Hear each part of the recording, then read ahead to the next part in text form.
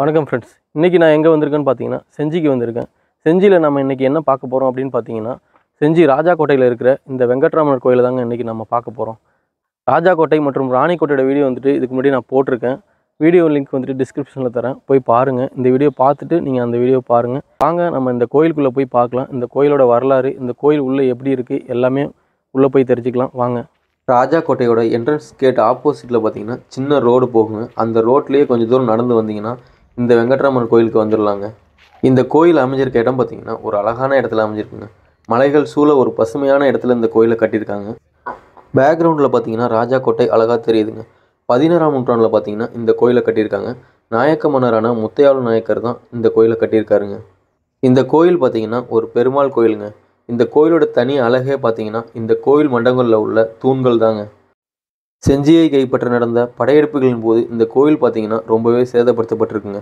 இந்த கோயிலில் உள்ள சிலைகள் மற்றும் சிற்பங்கள் மற்றும் தூண்கள் என எல்லாத்தையுமே அடித்து உடைச்சிருக்காங்க. இப்போ இந்த கோயிலில் ஒரு 50% மட்டுமே நல்ல நிலையில் இருக்குங்க. மீதி 50% பார்த்தீங்கன்னா படையெடுப்பின் போது ரொம்பவே சேதப்படுத்தப்பட்டிருக்குங்க. சும்மா சொல்லக்கூடாது, இந்த கோயிலை பார்த்தீங்கன்னா ரொம்பவே பிரம்மாண்டமாக கட்டியிருக்காங்க.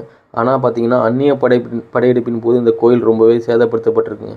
இந்த கோயிலுக்குள்ளேயே பார்த்தீங்கன்னா ஒரு கிணறு இருக்குங்க. இந்த கிணறு ஃபுல்லாகவே இப்போ தண்ணீர் நிரம்பி இருக்குங்க.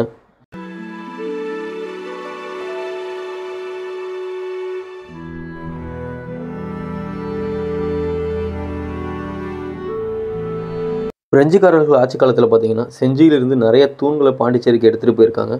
அப்படி எடுத்துக்கிட்டு போன தூண்களை பார்த்தீங்கன்னா அவங்களோட கட்டுமானங்களுக்கு பயன்படுத்தியிருக்காங்க. இந்த கோயிலில் உள்ள தூண்களை பாருங்கள், ஒவ்வொரு தூண்களும் எவ்வளோ உயரமாக இருக்குன்னு. ஒவ்வொரு தூண்களையுமே பார்த்தீங்கன்னா அவ்வளோ நேர்த்தியாக வடிவமைச்சிருக்காங்க. இப்போது இந்த கோயிலில் பார்த்தீங்கன்னா வழிபாடுலாம் நடந்துகிட்டு இருக்குங்க. கொஞ்சம் வருஷத்துக்கு முன்னாடி பார்த்தீங்கன்னா எந்த ஒரு வழிபாடுமே நடக்காமல் இருந்திருக்கு. நீங்கள் செஞ்சிக்கோட்டைக்கு வந்தீங்கன்னா கண்டிப்பாக இந்த கோயிலுக்கு வந்து பார்த்துட்டு போங்க. ஏன்னா இந்த கோயில் பார்த்தீங்கன்னா அவ்வளோ பிரம்மாண்டமாக கட்டியிருக்காங்க. ரொம்பவே அழகாக இருக்குங்க இந்த கோயில். இந்த கோயிலோட ஹைலைட்டே பார்த்தீங்கன்னா இந்த கோயிலில் உள்ள தூண்கள் தாங்க.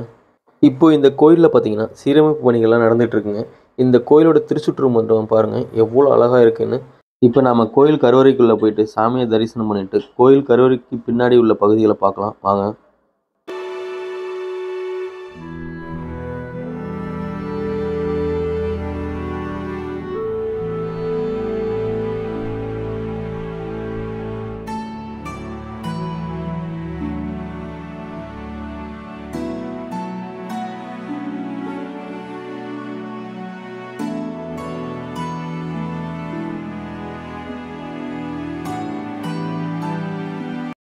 கோயிலோட கருவறையில் மட்டும் சாமி சிலை வச்சு வழிபட்டு வராங்க.